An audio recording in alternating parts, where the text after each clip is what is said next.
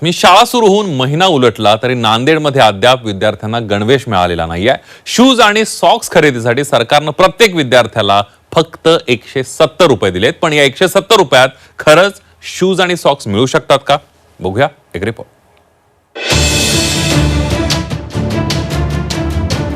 जिल्हा परिषद शाळेतील विद्यार्थी अजून गणवेशापासून वंचित. शूज आणि सॉक्स साठी दिले 170 रुपये.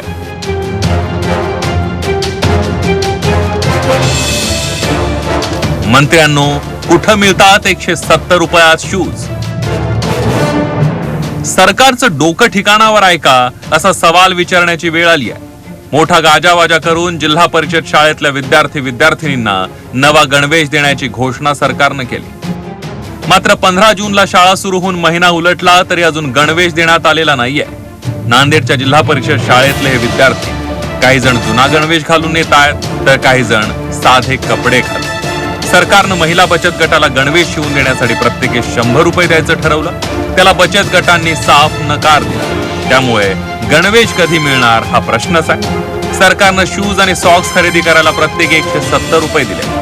मात्र 170 रुपयात शूज आणि सॉक्स कुठे मिळतो याचं उत्तरही मायबाप सरकारनं द्यायला हवं. गणवेश मिळाला नाही आणि अजून मिळाला. शूज आणि सॉक्स मिळाले.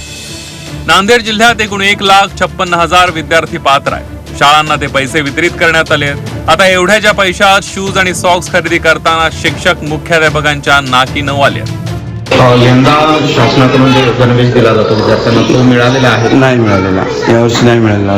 गणवेश कापड देणार आहे यंत्रणेकडे, ती शिलाई करून आम्हाला परत देणार, ऑगस्टपर्यंत मिळून जाते. 170 रुपयात एक जोडी शूज आणि 2 जोडी सॉक्स मिळतात का याची शहानिशा करण्यासाठी झी24 तासनं फुटवेअरचं दुकान गाठलं. तेव्हा दुकानदारांनी काय सांगितलं तुम्हीच पहा. छोटा जर आपण साईज घेतला, पहिली ते 4थी पर्यंतचे मुलगे आले तर किमान 250 पर्यंत त्याची रेटची सुरुवात होते. ते पण नामांकित जर आपण कंपनीचं बूट घेतलं तर.